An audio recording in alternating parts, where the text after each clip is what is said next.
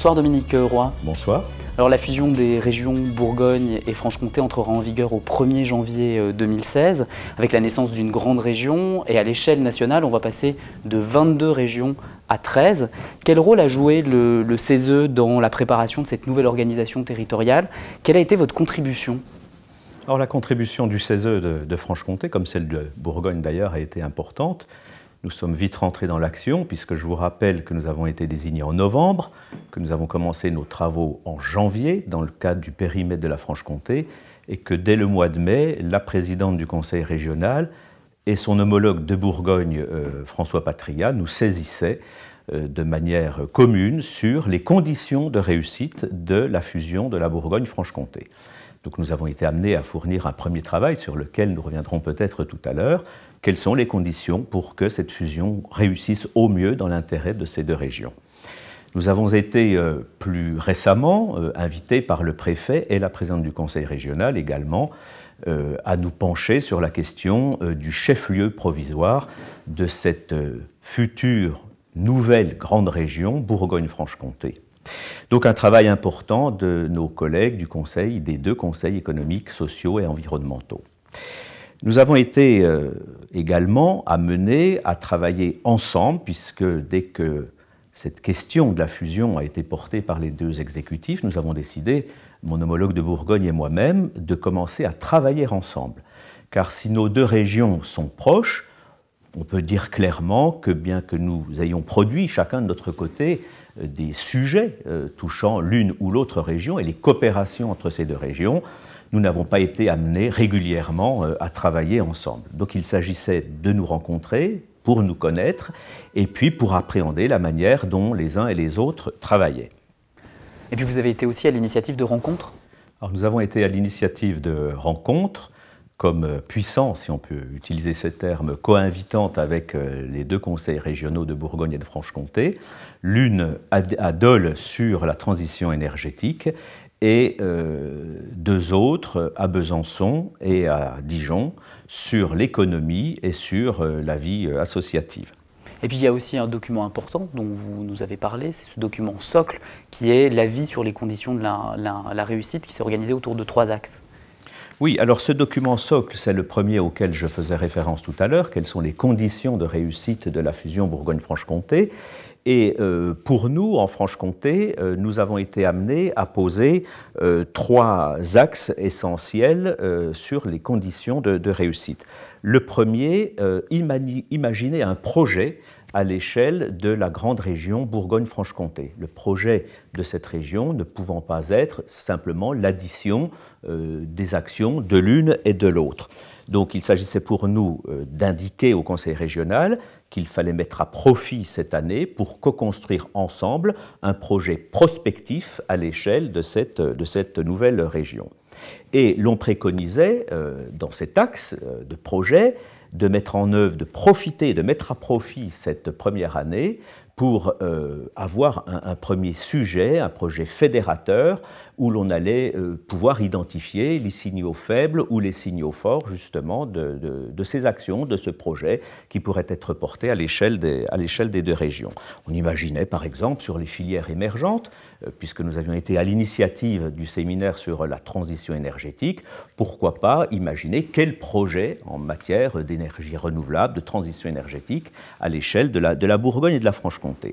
Le deuxième axe, ce sont ce que l'on appelle les outils méthodologiques. Pour réussir une fusion, il faut que les collaborateurs, les personnels qui sont amenés à travailler ensemble soient unis au sein d'un véritable projet managérial. Un gros travail a été fait par les services des deux conseils régionaux. C'est un état des lieux. Nous souhaitions, je dis nous souhaitions, puisque si c'était dans les conditions que nous indiquions, et là, ça n'a pas pu être mis en œuvre. C'est vrai que le travail était intense. Le deuxième point de cette démarche de mise en œuvre d'outils méthodologiques consiste dans une démarche d'évaluation permanente avec une cellule dédiée. L'évaluation, on y reviendra peut-être au cours de l'entretien parce que c'est une marque de fabrique de notre Conseil économique, social et environnemental de Franche-Comté. Et puis, sans doute également dans les outils méthodologiques, participant aux conditions de réussite, nous avions pointé la nécessité de faire une étude d'impact. Quels impacts sur les territoires que cette grande région, puisque c'est l'un des sujets qui inquiète, c'est de dire plus la région sera grande, plus alors les centres de décision seront éloignés de la réalité des territoires sur lesquels se fondent énormément d'actions et d'actions innovantes. Et le troisième axe, c'est un axe de gouvernance.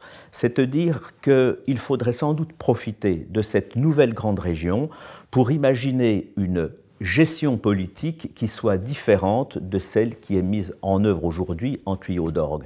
Mais s'agissant de cette nouvelle politique, c'est quoi? C'est d'aller détecter sur les territoires là aussi les signaux faibles, les initiatives qui sont porteuses de sens, qui sont porteuses d'action, qui sont porteuses d'emploi et qu'il s'agirait justement de mettre en œuvre au niveau de cette grande région.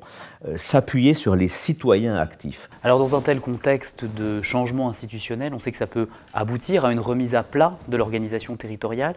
Quel peut être le rôle et la valeur ajoutée d'un conseil économique, social et environnemental en tant que représentation institutionnelle de la société civile dans ce contexte? Comment est-ce qu'il peut devenir une assemblée incontournable? De nombreuses initiatives pourraient naître au sein des commissions, des sujets de travail. Nous avons souhaité mettre en œuvre une démarche relativement rigoureuse où le maître mot est quelle est la valeur ajoutée de nos réflexions sur le sujet proposé et quelles sont derrière les pistes de mise en œuvre concrètes que l'on pourrait préconiser à l'institution auprès de laquelle nous siégeons, donc le conseil régional. Nous ne sommes pas dans des élucubrations, mais nous plaçons bien le curseur de faisabilité de nos préconisations de mise en œuvre, dans un temps qui n'est pas forcément toujours celui des politiques.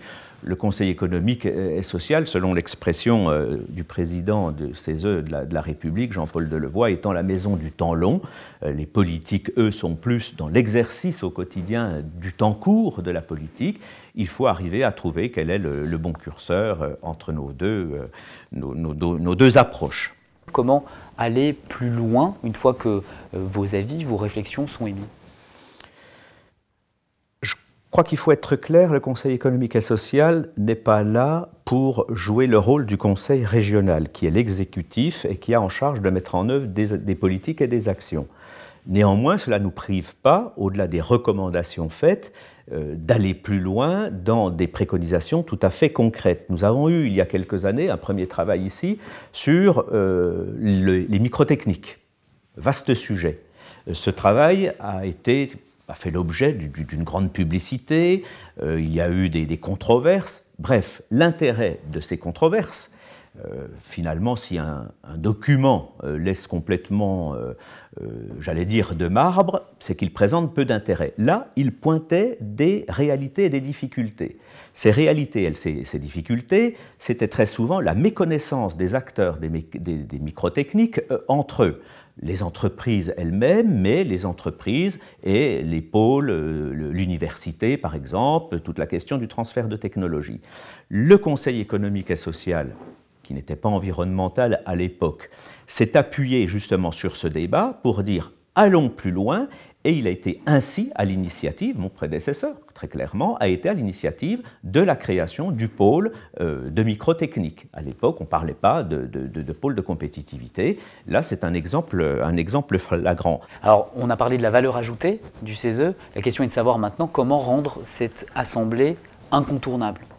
Alors, incontournable, je dirais qu'elle l'est à double titre. D'une part, par sa représentativité. Je crois qu'elle est vraiment l'expression de la société civile dans sa réalité. Le dernier renouvellement, par exemple, a vu une féminisation. Voilà, on a été poussé clairement par l'État à la faire, et je crois qu'après 2 années maintenant d'exercice de cette Assemblée, on ne peut que s'en réjouir. Féminisation, rajeunissement de l'institution. Vraiment, nous sommes représentatifs de la société.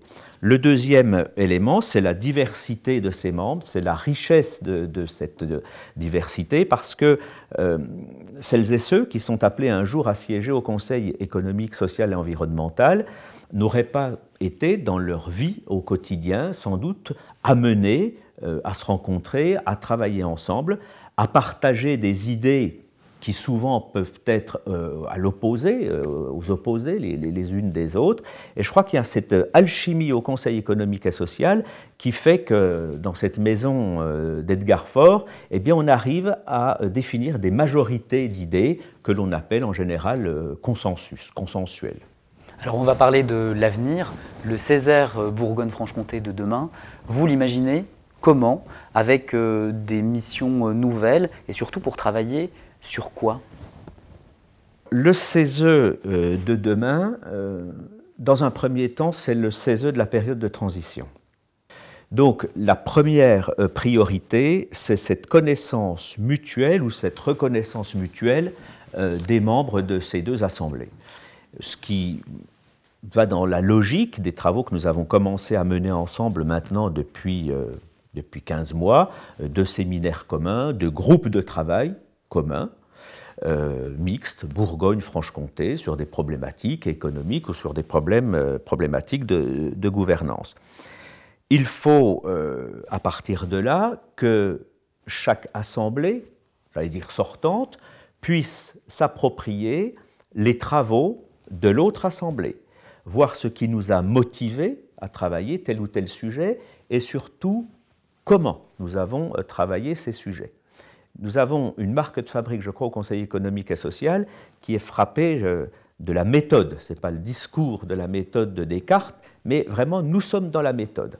Le troisième enjeu, j'allais dire, c'est d'arriver comme institution nouvelle, parce que ce sera une institution nouvelle, à être les catalyseurs de l'expression, des expressions de démocratie participative que nous avons sur les territoires. Je pense par exemple au Conseil de développement. Le risque serait, avec la démocratie participative, qu'elle soit confisquée ou instrumentalisée par les politiques.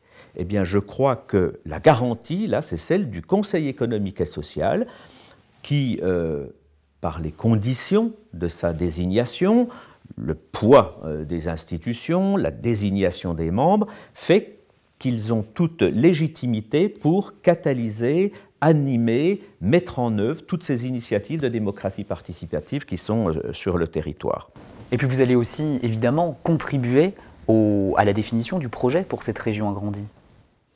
Oui, mais le projet appartient aux politiques qui ont toute légitimité parce qu'ils passent par le suffrage universel pour le définir. Néanmoins, nous assumons nos responsabilités de Conseil économique et social. On parlait tout à l'heure du temps différent entre les politiques. Nous sommes plus dans le temps long et eux plus dans le court et le moyen terme. Je crois que par l'originalité de notre institution, par la diversité de ses membres qui sont sur le territoire, qui viennent de l'entreprise, qui viennent de la fonction publique, qui viennent de la culture, nous pouvons jouer utilement un rôle de vigie, d'anticipation, de détecter les opportunités et les menaces sur le territoire et ainsi contribuer à ce projet qui sera décliné politiquement par les équipes à ce moment-là en charge de l'exécutif. Qu'est-ce que vous souhaitez insuffler au sein du futur CESE Bourgogne-Franche-Comté? Quelle est finalement la marque de fabrique du CESE Franche-Comté? Nous avons dans notre périmètre Franche-Comté, depuis quelques années, mis en œuvre des méthodes qui sont assez rigoureuses et qui permettent d'éviter que cette assemblée devienne une assemblée de café du commerce, ce qui n'aurait aucune valeur ajoutée pour notre mission auprès de l'institution régionale. Le deuxième point, au-delà de la méthode, c'est la gouvernance. Cette mandature a vu une modification de règlement intérieur et l'implication sur des thématiques particulières, sur des expertises par rapport à des sujets stratégiques qui interrogent l'avenir de notre région, de désignation de conseillers référents. Nous avons une gouvernance qui est légère, qui est axée sur l'action, plus que sur la représentation. Autre marque de fabrique de notre Conseil économique, social et environnemental, le repérage de tous les phénomènes émergents. Il y a 12 ans, un travail sur le vélo, il y a une dizaine d'années sur le changement climatique. aujourd'hui, on ne pouvait pas échapper, j'allais dire, à travailler sur la transition numérique.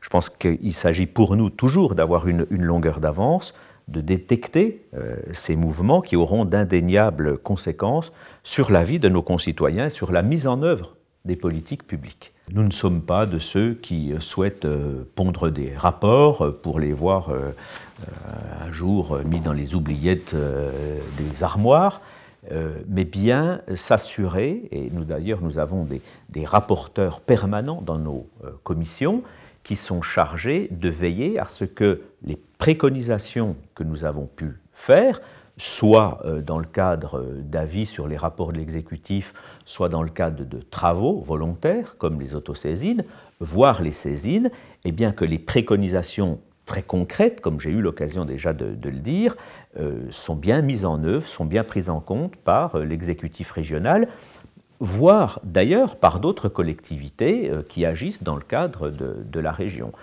Et on peut dire que votre activité elle est marquée par deux exigences, la modestie, l'humilité et l'ambition.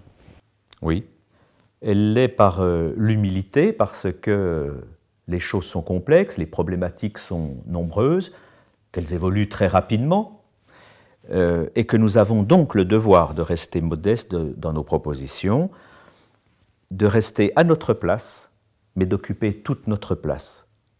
Et puis l'ambition, parce que nous devons produire des réflexions de qualité qui éclairent utilement le politique, et nous serons entendus si nous sommes bons. Donc nous avons ce devoir d'exigence d'être bons. Merci Dominique Roy. Merci.